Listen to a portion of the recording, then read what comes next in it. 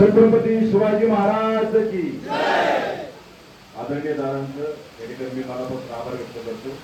त्यांनी येऊन जी बैठक आयोजित केली, सगळ्यांच्या भावना समजून घेतल्या, अधिकाऱ्यांनी या ठिकाणी बोलवलं.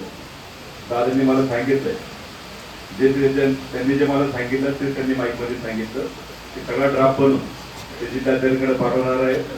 आणि दादांनी सांगितलं की उद्या परवा जेव्हा कधी आदेश येईल, जेव्हा आदेश येईल तेव्हा येईल, तोपर्यंत आपलं उपोषण ठाम राहणार आहे. मी आमदार साहेबांसमोर तुम्हाला सगळ्यांना सांगतो. माझी सगळ्यांनी विनंती आहे, जोपर्यंत आदेश येत नाही ना, तुम्ही पण आंदोलन स्थळी सगळ्यांनी उपस्थित राहा. कोणी उपोषण करू नका. मला तुमच्या आरोग्याची काळजी आहे, तर सगळ्यांनी पाठिंबा म्हणून 2 दिवस बसून राहा.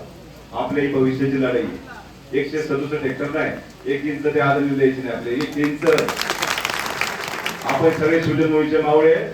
मी तर सगळ्यांसमोर सांगतो, सगळे आदिवासी नेते पुढे या ठिकाणी उपस्थित आहेत.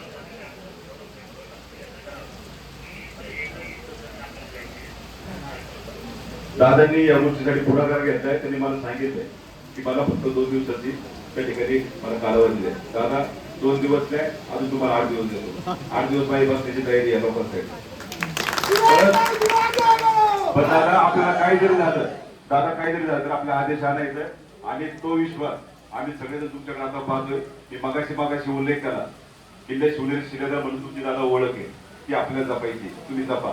आपल्या आदिवासी बांधवाला काही जरी झालं तरी 1 इंचाचं अतिक्रमण अदानी काय अंबानीचं पण होऊ द्यायचं. आम्ही या गोष्टीवर ठाम आहे दादा. मी तुमचे मनापासून धन्यवाद. सगळ्या अधिकाऱ्यांचे या ठिकाणी धन्यवाद. सगळ्यांनी रिपोर्टिंग त्या पद्धतीने करा. आणि उद्या जे आंदोलन होणार आहे 15 ऑगस्टला, ते त्या मडपारगाव फाट्यावर होणारच आहे.